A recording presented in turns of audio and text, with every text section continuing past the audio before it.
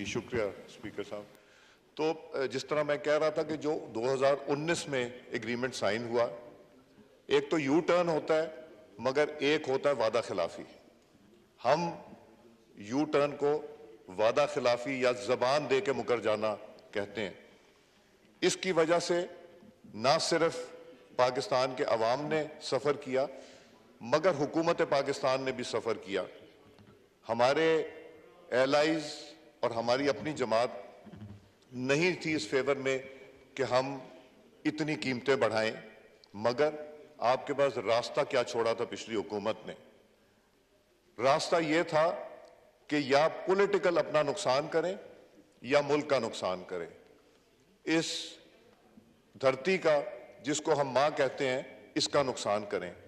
तो ये फैसला, मुश्किल फैसला सारी एलाइज, सारी जमातों ने जो आज हुकूमत में बैठी हैं किया कि पाकिस्तान को नुकसान होने से बचाने के लिए हमें ये सख्त फैसले करने पड़ेंगे जिसमें शायद हम पॉलिटिकली लूज करें।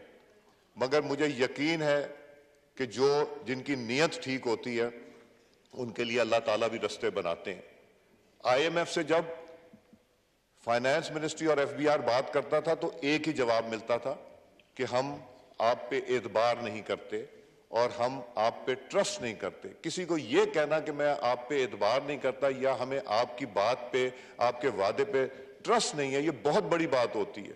हमें कोई कह दे तो मेरा ख्याल है डूब मरने का मकाम होता है, मगर जो पिछले हुक्मरान थे, प्राइम मिनिस्टर जो थे साहब, उनके लिए शायद ये नहीं था। फिर जाते जाते जो IMF से कमिटमेंट की थी वो पूरी करने के बजाय उन्होंने और मुश्किलात पैदा कर दी कीमतें कम करके। और वो किसको डैमेज कर रहे थे?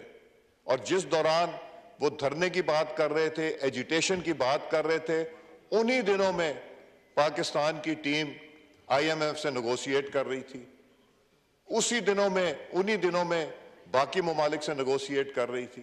तो वो क्या कहना चाहते थे कि उनके लिए अपनी कुर्सी अजीज है, मगर पाकिस्तान को बचाने के लिए उन्होंने वही काम किया जब चीन के सदर पाकिस्तान आ रहे थे और उन्होंने इनकार कर दिया कि मैं धरना नहीं खत्म करूंगा, और उनका यहां का विजिट कैंसिल हो गया।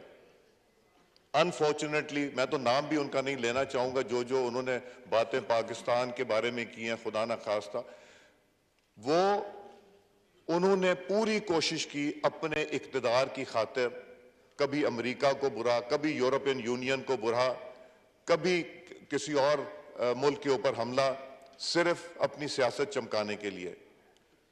मुश्किलात में और इजाफा किया, मगर अल्लाह ताला की मेहरबानी से हम ये हुकूमत सुरखरू हुई।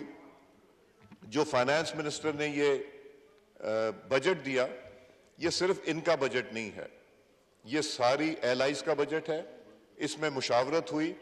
और मैं ये बता दूं कि अगर मिफ्ता साहब को मैं खिराज तहसीन इसलिए पेश करना चाहता हूं कि जिस हिम्मत से इन्होंने तनकीद बर्दाश्त की, और अभी और करेंगे तनकीद ये बर्दाश्त, और हमारी भी की, ये नहीं कि सिर्फ ऑपोजिशन की ऑपोजिशन ने इनकी तनकीद करके इनको रास्ते पे लाने की कोशिश की, ये इनकी बहुत हिम्मत है।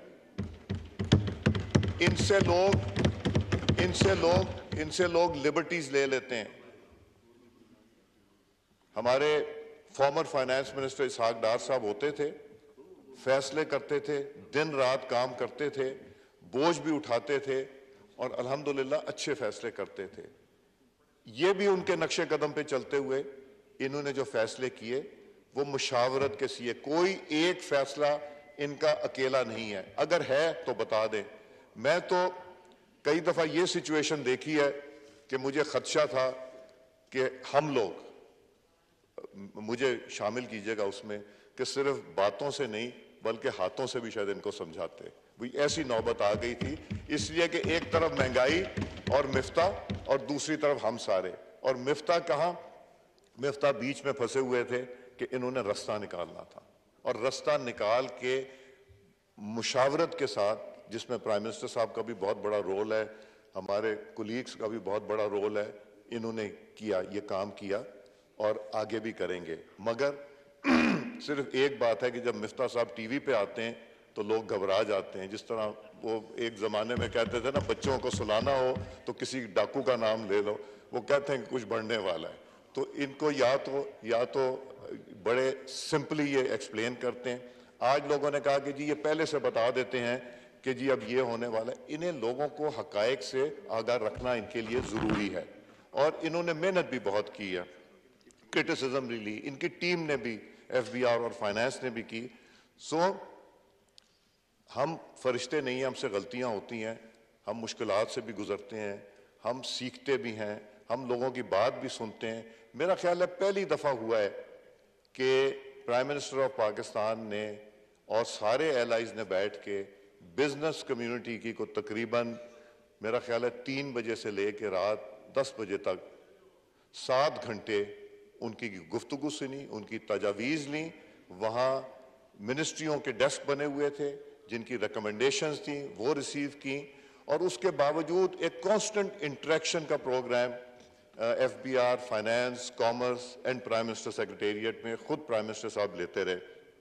हम लोग कारोबारी लोगों को इनकरेज करना चाहते हैं, उनको फ़रोग देना चाहते हैं। उनको ये नहीं सोचना चाहिए कि ये हुकूमत जो है वो फ्रेंडली नहीं है। ये फ्रेंडली है, टैक्स कलेक्ट करना हमारी जिम्मेदारी है, मगर उनके लिए सहूलियात भी पैदा करना हमारी जिम्मेदारी है। उसको भी मद्देनजर रखा गया